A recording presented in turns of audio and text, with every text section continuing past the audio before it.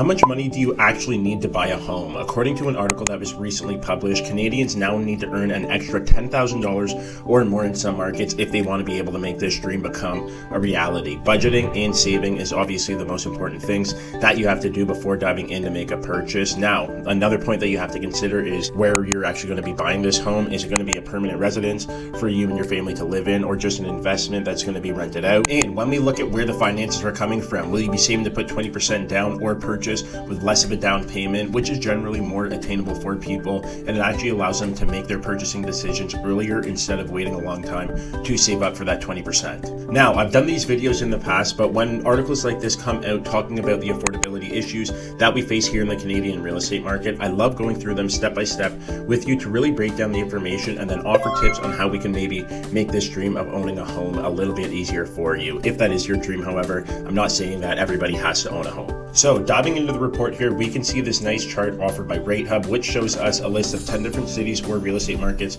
across Canada, total household income needed to buy a home at the average purchase prices in each of these markets. And then it also shows us the mortgage rates in each month of 2023 and what this stress test was at as well. A quick side note, the mortgage stress test is needed in order to determine whether or not a borrower would actually be able to afford their monthly payments if interest rates were to rise. Obviously, this is something that is really important and something that protects people at the end of the day, but the sad reality of the past couple of years was that rates actually went up so quickly and to a point that was beyond what people were stress tested at, which then gets really tricky. But keeping with the article, you can see that Vancouver residents now need to earn an extra $25,000 a year. The people of Calgary need almost $15,000 more. Ottawa and Toronto residents need $11,000 more of extra income. Halifax is also right there too. The last column here shows what total household income should be under the posted rates. Mortgage rates, however, have dropped a little bit and people are getting fixed rates around 5% right now, or just a little bit under in some cases, which is better than the 6.16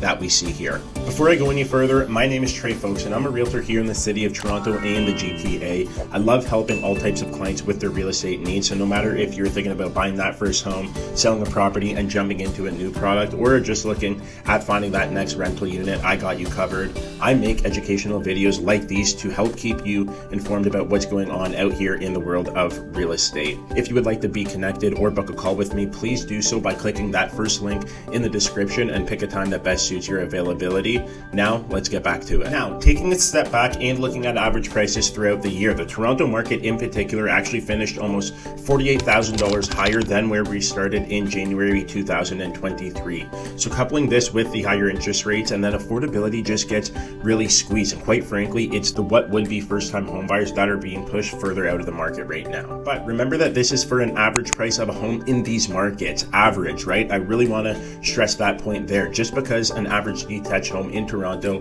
is $1.6 million doesn't mean that you have to start and end right there. The average price of a condo in Toronto is much more affordable and comes in at an average price of $710,000, and you can actually find a really nice place for less than that, for $600,000, right? If you do this, you'll get into the market with savings of $50,000 versus $200,000 to $300,000 on a detached product over $1 million.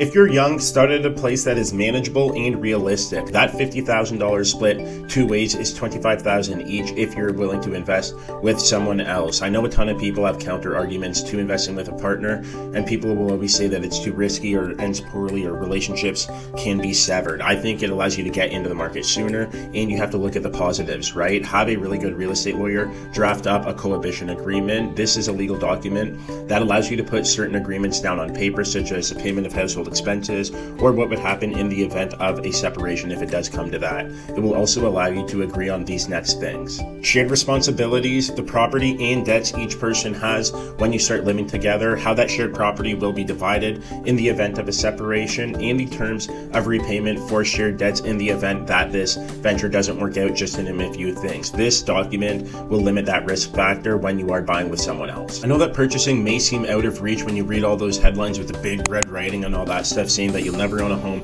unless you have $200,000 down, but take a deep breath, ask questions, do research, and really think outside the box. I also know that a condo for some people may not be as ideal when you compare it to a detached home, but we all have to start somewhere, and it goes without saying that careful consideration and financial planning are really, really important for those that are aspiring to be homeowners. And with that, that wraps up today's video about the Canadian real estate market. If you found this information useful, remember to give this video a thumbs up and subscribe to the channel if you have not already done so, and share your comments down in the comment section down below.